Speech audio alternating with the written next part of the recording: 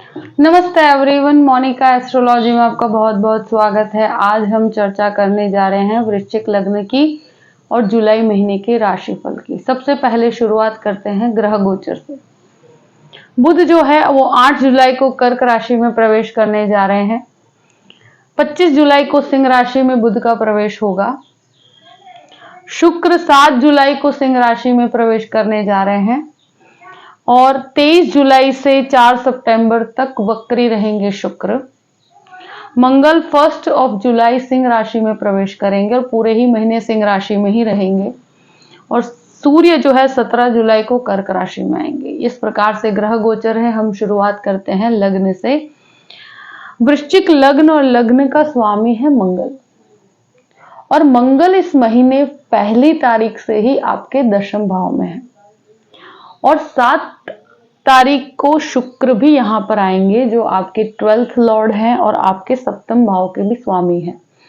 तो देखो, ये परिस्थिति ऐसी है कि जब आपका लग्नेश आपके दशम भाव में आता है और इतनी स्ट्रॉन्ग पोजीशनिंग है, तो ये महीना मुझे लगता है कि करियर के पॉइंट ऑफ व्यू से बहुत बड़ी सफलताओं का है और शुक्र मंगल की वजह से आप सेंटर ऑफ अट्रैक्शन रहेंगे। यहां शुक्र मंगल की जो कॉम्बिनेशन जो होता है वो इतना ज्यादा फेवरेबल नहीं माना जाता, मगर ये दशम भाव में और लग्नेश बनकर दशम भाव में है, तो ये आपके करियर पॉइंट ऑफ व्यू से बहुत अच्छे निर्णयों के लिए महीना बहुत अच्छा है। कहीं पर भी जॉब के लिए ट्राई करते हैं तो आपके सिलेक्शन के चांसेस बहुत अच्छे हैं। मुझे लगता है कोई भी बड़े डिसीजंस या कोई भी नए बिजनेस की शुरुआत करना चाहते हैं तो ये महीना बहुत अच्छा है, जहां पर आपका कॉन्फिडेंस लेवल बहुत चरम सीमा पर रहेगा। देखिए, वृश्चिक लग्न वालों ने काफी समय से समस्याएं देखी है और मंगल के भ्रमण की वजह से काफी प्रॉब्लम्स आई है, मगर मंगल का भ्रमण 1 तारीख से ही इतना फेवरेबल है कि अब मुझे लगता है संघर्ष में से अब सफलता का समय है। एक चीज जरूर है कि मंगल शुक्र की युति होती है, वो व्यक्ति को कहीं ना कहीं उसकी लैंग्वेज में या उसके अग्रेशन में वृद्धि करती है, क्योंकि मंगल आपके पूर्ण रूप से आपके लग्न को देखेंगे और शनि भी देख रहे हैं, तो ये अग्रेशन नहीं होना चाहिए। अपने कार्य के अंदर सफलता मिलती है तो कहीं पर भी वो लीडरशिप को डोमिनेटिंग अप्रोच के अंदर आप ना आ जाए, इस चीज का ध्यान रखिएगा, क्योंकि जो कार्यस्थल में जो फेवरेबल अप्रोच होना चाहिए लोगों के साथ, तो फ्रेंडली रिलेशनशिप आपको बनाना है, तो उसके लिए आपका शांत होना बहुत जरूरी है, आपका पीसफुल डिसीजन लेना बहुत जरूरी है।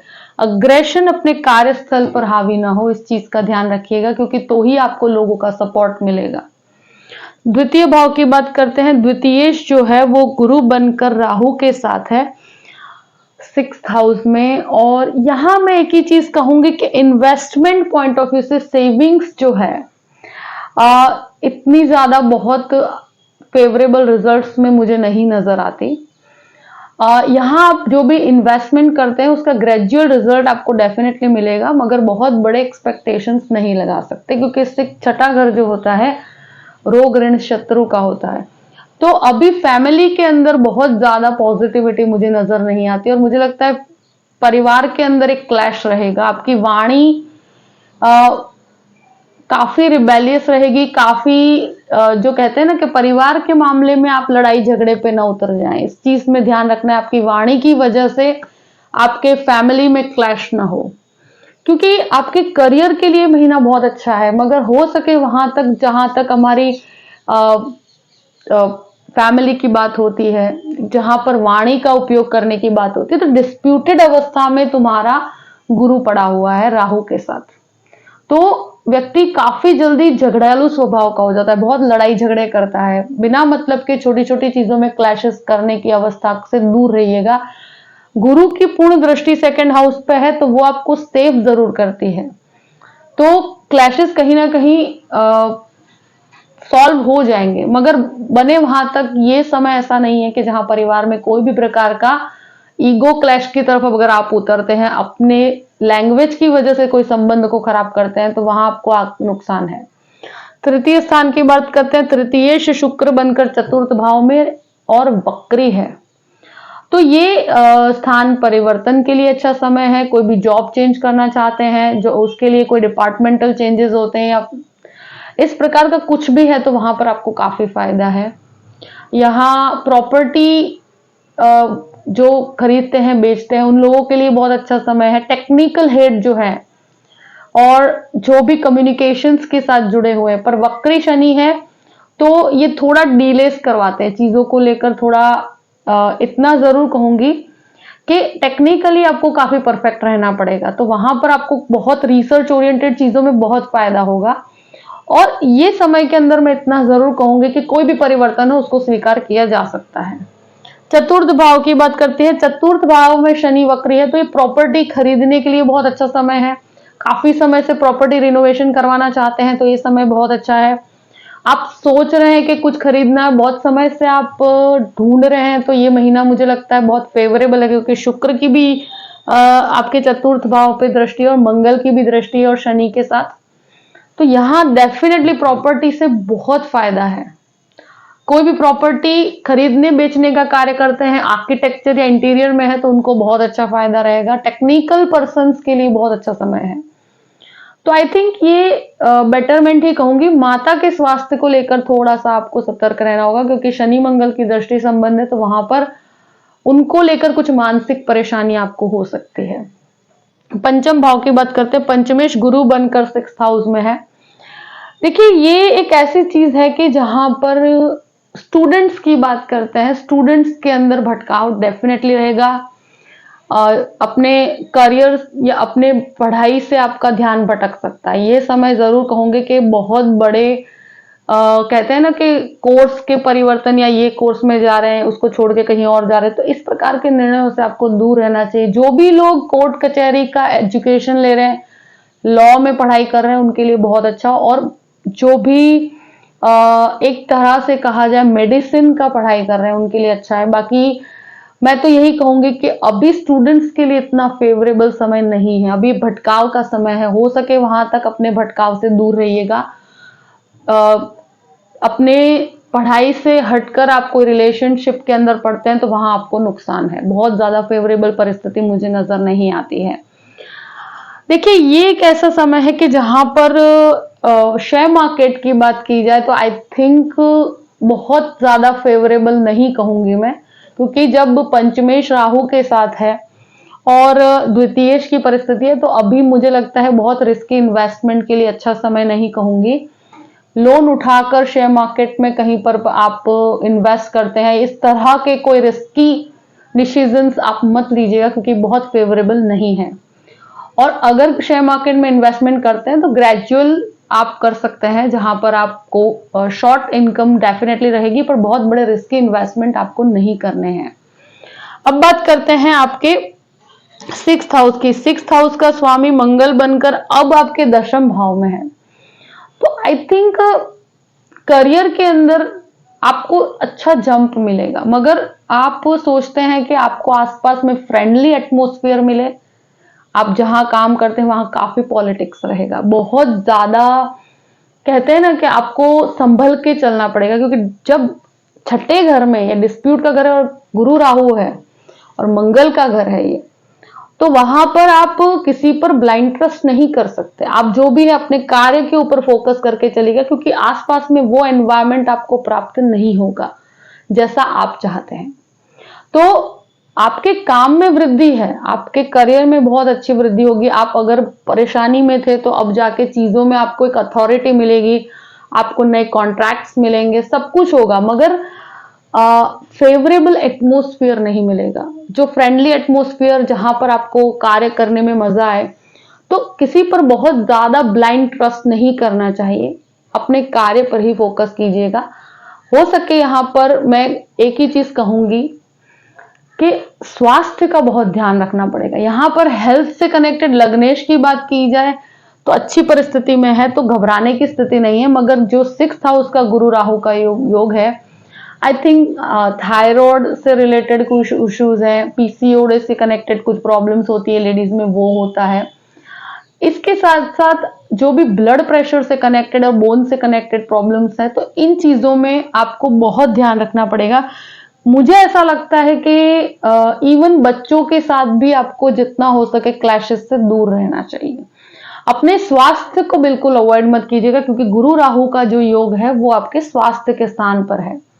कोई भी प्रकार का यूरिन इन्फेक्शन से रिलेटेड प्रॉब्लम्स भी है तो उसको आप प्रॉपरली ट्रीटमेंट लीजिएगा, उसको लाइटली नहीं लेना है। अब बात करते हैं आपके सप्तम भाव की। सप्तमें शुक्र बनकर दशम भाव में। देखिए, आप पति पत्नी हैं और मिलकर अगर कोई बिजनेस शुरू करना चाहते हैं तो ये महीना बहुत अच्छा है। आई थिंक जॉइंट बिजनेस अगर करना चाहते हैं, पार्टनरशिप करना चाहते हैं, तो आई थिंक आप लोगों के लिए बहुत फेवरेबल है। कोई भी पार्टनरशिप के बिजनेस में आगे बढ़ सकते हैं, उसमें आपको बहुत अच्छी सफलता मिलेगी। और अगर लाइफ पार्टनर के साथ ही आप पार्टनरशिप करके आगे बढ़ते हैं तो उसमें और भी अच्छी सफलता है। यहाँ पति को पत्नी से काफी लाभ है, पत्नी को पति से काफी लाभ है। यहाँ पर जो लोग मैरिज करना चाहते हैं, यहाँ लव मैरिज के चांसेस बहुत ज्यादा है। इवन यहाँ मुझे लगता है लव रिलेशनशिप मैरिज में जो कन्वर्ट करना चाहते हैं, यानी कि मैं एक ही चीज कहूंगी कि मैरिज के लिए पॉइंट ऑफ व्यू से अच्छा है इस समय। और यहाँ लोग जो काफी टाइम से रिलेशनशिप में उसको मैरिज में मटेरियलाइज करना चाहते हैं, तो ये परिस्थिति आपको फेवरेबल है। ये चीज जरूर कहूंगी कि एक दूसरे के साथ, ये शुक्र मंगल एक सिंह राशि में है तो थोड़ा सा ईगो क्लैश ना हो पति पत्नी के बीच में, उस चीज में जरूर आगे बढ़िएगा। बाकी लाइफ पार्टनर से आपको काफी फाइनेंशियल ग्रोथ मुझे नजर आता है। अब बात करते हैं अष्टम भाव की। अष्टमेश बुध बनकर यहां पर आपके 8 तारीख तक है, उसके बाद नवम भाव में, उसके बाद दशम भाव में। आई थिंक सूर्य यहां पर 17 तारीख को चेंज होंगे, तो 17 तारीख तक आपको कार्यस्थल के अंदर मुझे लगता है जो सफलता नहीं मिल रही थी, तो जो 8th हाउस का सूर्य है वो कहीं ना कहीं क्लैशेस करवा रहा था।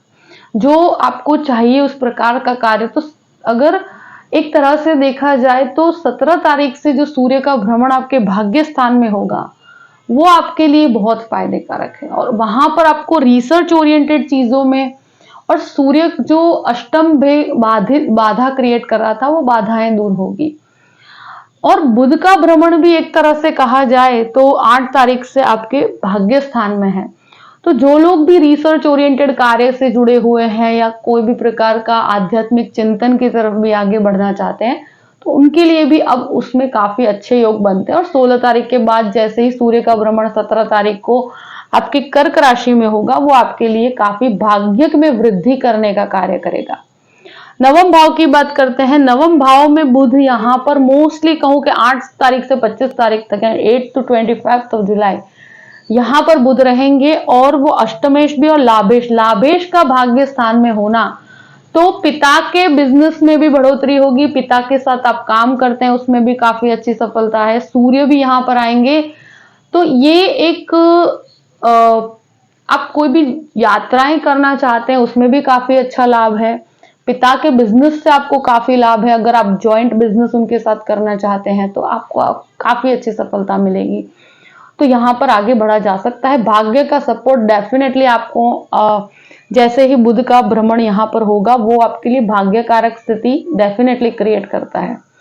अब बात करते हैं दशम भाव की। देखिए, दशम भाव में शुक्र मंगल है, शनि की दृष्टि भी है, तो जो भी आईटी इंजीनियर्स हैं या मैकेनिकल इंजीनियर्स हैं, जो भी टेक्निकल लाइन से जुड़े हुए रिसर्च ओरिएंटेड लोगों के लिए बहुत अच्छा है।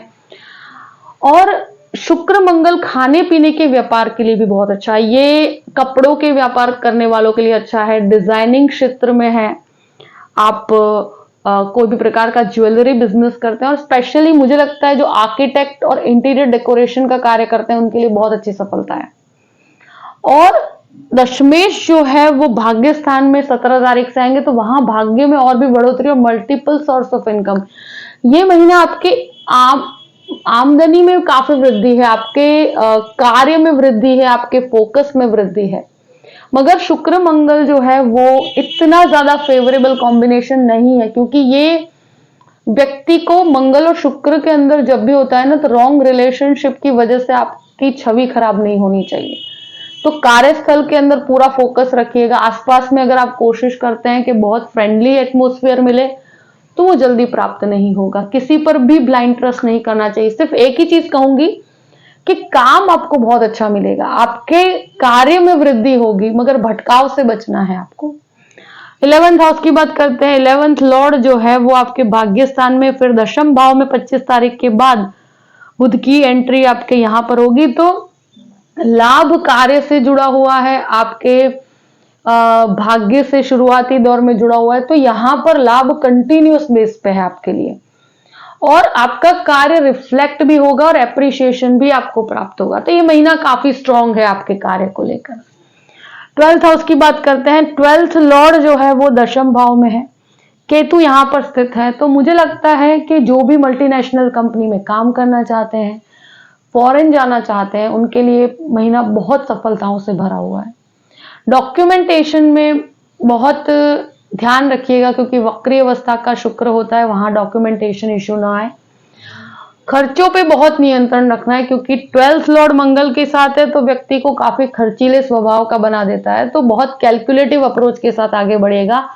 फॉरेन लैंड से कनेक्टेड आपको बहुत लाभ है, स्थान परिवर्तन होता है, वहां पर भी आपको बहुत अच्छी सफलता प्राप्त होगी।